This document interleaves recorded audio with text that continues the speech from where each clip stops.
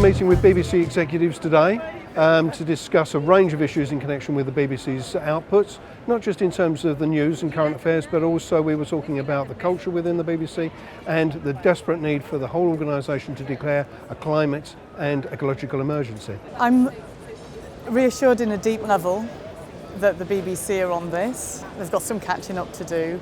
But I think probably the most reassuring thing is the depth of the training that's happened across the BBC and what's planned and what's coming. Extinction Rebellion started back on October 31st with the declaration in Parliament. To be here in front of the BBC, having come out of a meeting now, is just incredible. I feel like the meeting was a start in opening the conversation about how we comment about the climate crisis. I felt the BBC wanted to come to the table saying they were doing a lot of good stuff already.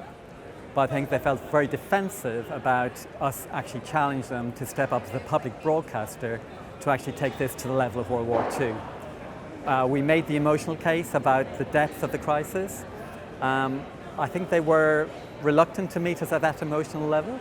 And then that's just the start of the beginning of actual having change and finding ways that we can have accessible ways to talk to us as young people who may not understand climate science, but just bringing it down to the basics of things like clean water and clean air.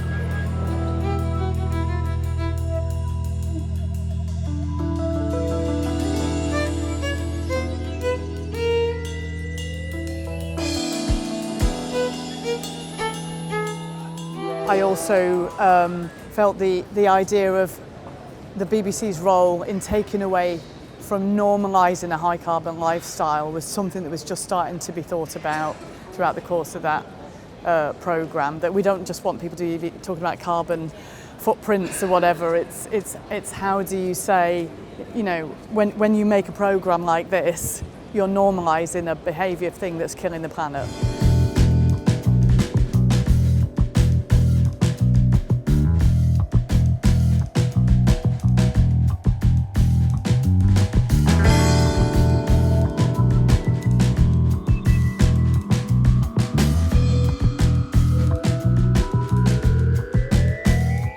And I think whilst it's acceptable, they did make a good case that they have done some brilliant programs at Attenborough.